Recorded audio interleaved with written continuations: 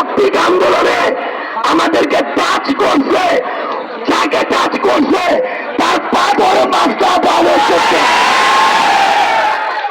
হয় সে পা ধরে মাছ চাইবে, নাহলে তার পা খুলে রেখে দিব এখানে।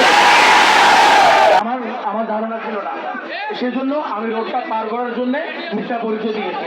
এবং এবং এবং একটা জিনিস বলি, এখানে ডিল করতেছে রুহানি ভাই। রুহানি ভাইকে আমরা চিনি না এমন কেউ নাই।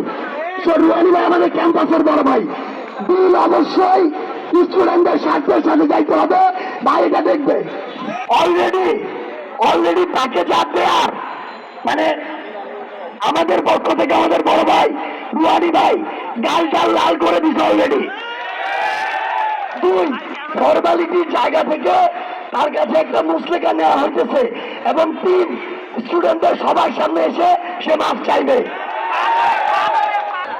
আন্দোলনরত প্রিয় শিক্ষার্থীবৃন্দ, আপনারা একটু শান্ত হন, আমি একটু কথা বলি।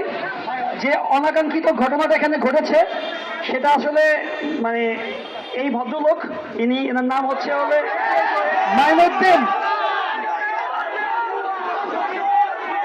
এনার নাম হচ্ছে মাইনুদ্দিন। আমি একটু বলি, ইনি হচ্ছেন অনেকদিন দেশের বাইরে ছিলেন।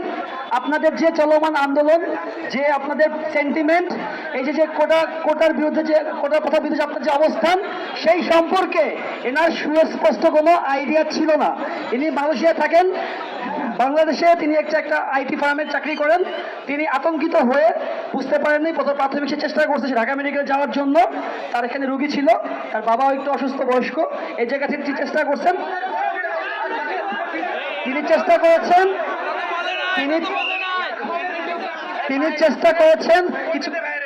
চেষ্টা করছেন কথা বলে এটা সলভ করার জন্য, বাট সে এটা জানতো না। সে ফাপড় দিয়েছে, অনেকগুলো মিথ্যা পরিচয় দিয়েছে। এই জন্য আমাদের জিজ্ঞাসাবাদে প্রাথমিকভাবে সে মিথ্যা বলেছিল।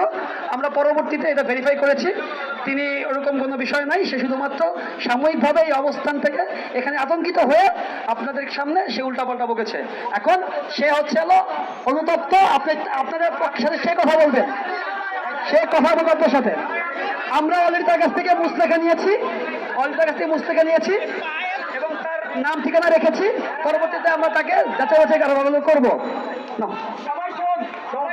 আসসালামু আলাইকুম। আমি অনুতপ্ত হয়ে মোহাম্মদ মাইনুদ্দিন, আমি বুঝতে পারিনি।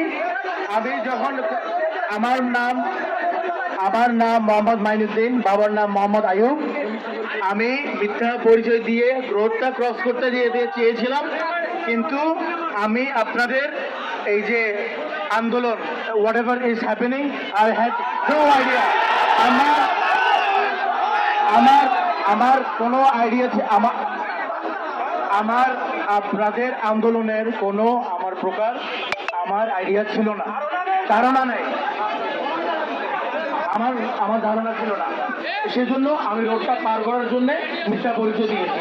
এবং এবং এবং চাচ্ছে সবার থেকে মাছ চাচ্ছে।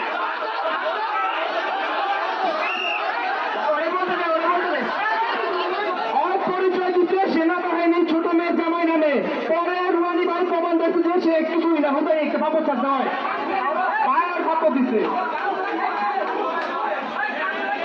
এটা কোনো বিশ্ববিদ্যালয় যাবি না, এটা পুরো বাংলাদেশের প্রত্যেকটা মানুষের দাবি। আপনাদের ওই ভাইদেরকে বুঝাইতে হবে যে বাংলাদেশের সরকারি চাকরিতে 56 থেকে 92% কোটা। আমরা এই কোটার বিরুদ্ধে নামছি।